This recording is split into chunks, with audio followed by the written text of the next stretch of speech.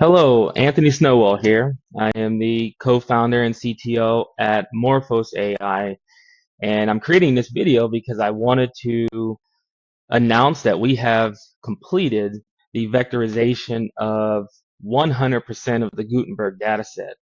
And that dataset consists of roughly 50,000 or so books. And for those that may not have seen our past videos, we've come up with a extremely innovative solution that's patent pending around the optimization of vector data. And we are calling our solution green vectors. We wanted to use the Gutenberg dataset for our benchmark because it's a very large text dataset. And we chose that to provide proof that our solution in many use cases is extremely better than compression and quantization technique that many companies are using out there. When we compared our vectorization solution to how a traditional application would have their data vectorized, we saw an astounding 99.5% reduction in storage of data on disk. And with that data reduction, of course, you're going to have much faster query response times because your index is much smaller. Um, we were able to do all this without compromising accuracy or distance. And that's something that we were extremely proud of. In a lot of applications, sometimes you're willing to compromise a loss in accuracy for such a huge reduction in storage. Um, and a lot of companies will do that when they're using compression techniques like quantization. But with green vectors, you don't even have to compromise your accuracy. So let's go ahead and take a look at some of the data. What we're looking at here is our benchmark results for the reduction in data storage. So before I get into this, I would like to explain how we conducted our benchmark test. So what we did was we created two separate vector databases. One for a traditional way of chunking and vectorizing your data, and another for doing the same, but then optimizing those vectors with a green vector approach.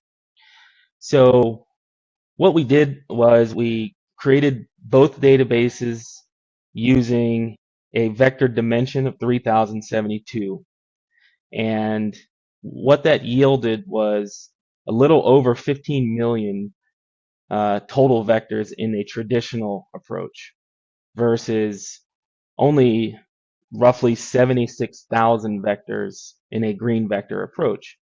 So as you can see, the total count of vectors is astonishingly a lot less than a traditional approach for this data set. And what we also wanted to do was to provide a comparison for size on disk. So as you can also see here, for a traditional vectorization approach, that yielded roughly 260 gigabytes of storage space used.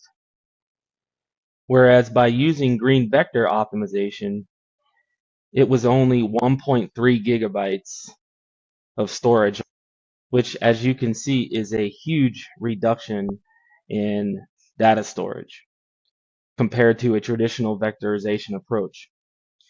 We also wanted to include a comparison with the very popular technique of quantization that many companies are using. So I have mentioned that we are using 3072 dimensional vectors. We are using a 32-bit floating point vectors. And what we did was we took the traditional approach and used 16-bit quantization. And this was what the storage space was on disk, which is roughly 129 gigabytes. And if we were to take this down to 4-bit quantization, that would be 32.4 gigabytes. And with 1-bit quantization, we're still looking at 8.1 gigabytes. So even by using a quantization technique which goes from 32-bit down to 1-bit, the size of green vectors is still much smaller than quantization, 1-bit quantization. And the problem with 1-bit quantization in many use cases is as you quantize the data, you're going to lose a lot of your semantic meaning. So not only are you able to continue to keep your semantic meaning using green vectors, you're going to have still a much smaller storage. So here we are looking at the results for speed or latency. And what we wanted to do was to create several queries. Here we're showing 3 of them, and we wanted to compare those queries against a traditional vectorization approach. So for these 3, as you can see, these were the outcomes for a traditional approach in milliseconds versus the green vector approach in milliseconds. And in every query, you can see that green vectors, the response time of green vectors was much better than that of a traditional vectorization approach. And it makes sense because the index of the green vector database is much smaller. And finally, here we have the distance comparison. So the distance is extremely important whenever optimizing data. As I had mentioned, as we compress or use other compression techniques on our database, sometimes you're likely to get a loss in data, or maybe the distance measurements will be a little further apart. And as we can see here, with a traditional vectorization approach versus a green vectors approach, for similarity search, we see that the distance of the traditional approach is a little further away for the same query versus the green vector approach.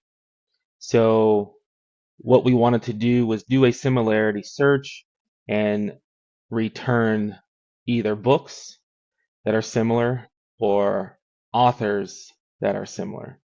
And as we can see here, green vectors was a little bit or even much closer to what we were actually searching for. So in conclusion, by taking into account speed, distance, and the reduction in storage space, green vectors is definitely worth giving a try.